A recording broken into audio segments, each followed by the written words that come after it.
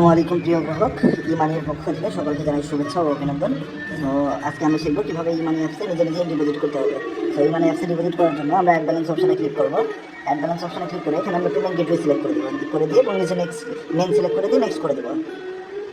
তো নেক্সট করলে যারা প্রথমবার করতেছেন তাদের জন্য ইমেল ভেরিফিকেশন যাবে, ঠিক আছে। এখানে আপনাদের ইমেল আইডি এবং পাসওয়ার্ড দিয়ে আপনারা ভেরিফাই করে নেবেন। ভেরিফাই করে নিলে আপনার ইমেল আইডি দিয়ে লগ ইন করে নেবেন। শুধুমাত্র লগ ইন করে নিলে আপনার ওইটা ভেরিফাই হয়ে যাবে।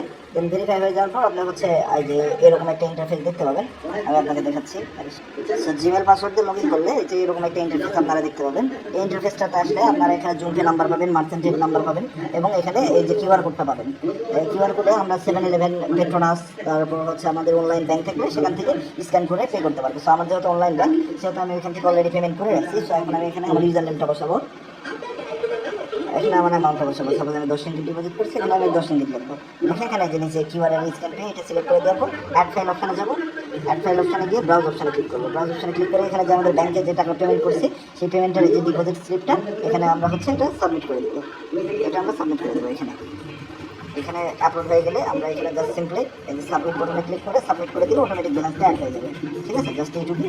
আপনি এখন যে কোনো সমস্যা হলে আপনার এজেন্টের কাছে পৌঁছে নেবেন।